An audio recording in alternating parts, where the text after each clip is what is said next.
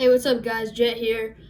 Today I'm going to be starting something new where I do a podcast pretty much weekly, and most of it's going to be on Mondays, and we're going to be talking about college football, the NFL, and the NBA. And today I just want to start with college football, and so let's get right into it. I wanted to mainly talk about the top 25 rankings today because they just came out, and let's just start with the top 10. Number 10 is OU, which is my favorite college. I wish they could be a little higher, but I like that. Number 9, Ole Miss. I think that they're in the right spot, considering they're a little bit better than OU, but a little worse than A&M, which is 8, which is in a good spot. And then at 7, we have Miami. I like that. 6, Indiana. I feel like they should be a little bit higher, and I think Notre Dame should be at 6. And then Indiana at 5, Texas at 3, actually, and then Georgia should be at 4. But Indiana is at 6, Texas is at 5, Notre Dame is at 4, and Georgia's at 3. And then at number 2 is Oregon, and number 1 is Ohio State. So I just wanted to get into some questions that, questions and comments that I brought up. Is that number 10, Tennessee is on here, and they're ranked number 20. And I believe that they should be higher in about the 14 to 17 ranked range. And BYU, the next one is the 15 BYU and 16 Michigan. They should probably switch. I think Michigan, they got worse than last year probably, or maybe a little better, but they should be better than BYU. And hopefully the record shows that by the end of the year, because I know they're in the Big Ten. They got a hard schedule. Or BYU, not as much. And then number 5, Texas. They should, as I just said this, they should probably be number 3. And Notre Dame should be 5, and Georgia should be 4. But right now, the top 10 looks pretty good. I do think Alabama will get in there by the end of the year. Either maybe Ole Miss or A&M or Miami get out, or maybe Oklahoma, those last 4 rankings. But definitely Ohio State and Oregon and Georgia and Texas, they'll be at the top the whole year. A lot of them will be interchanging between the top 3. Notre Dame will probably drop to like the 7th spot by the end of the year, but who knows? We'll see. And then number 1, Ohio State, or number 2, Oregon is better in Big Ten. So if we look at the schedules, Oklahoma State probably definitely has a harder schedule. In week 2, which is September 12th, they're at Texas. And then week 7, they're at Indiana. Week 9, they're at USC. But week 10, they do play Oregon, but they are home for that one. And then week 13, they're at home versus Michigan. So 4 hard away games that they have that they can definitely lose them all. But they'll probably beat USC. I forgot Iowa week 5.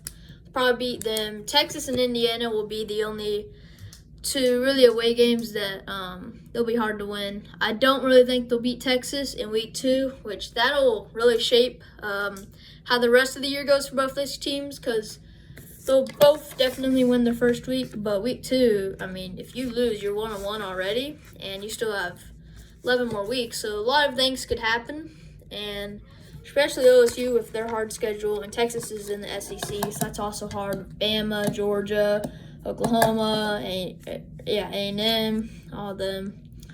And then we look at Oregon, though. Definitely not as hard. Week 4, they're at USC. Week 10, that's when they're at Ohio State. Week 11, they're hosting Michigan. Yeah, and then week 11, they're home against Michigan. Week 12, they're at Michigan State. And to finish the year off, week 13, they're hosting Washington. That Michigan game is going to be a good one to watch, and hopefully Michigan can live up to some of the hype that they have. I know that a really big game is the last game of the year for Ohio State.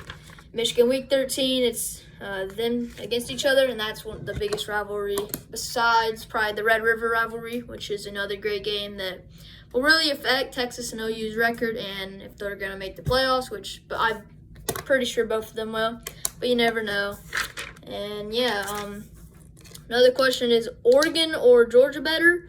I would definitely say that Oregon is a little better. Georgia's defense is really good, but Oregon has some good DBs, where Georgia's more on the defensive line.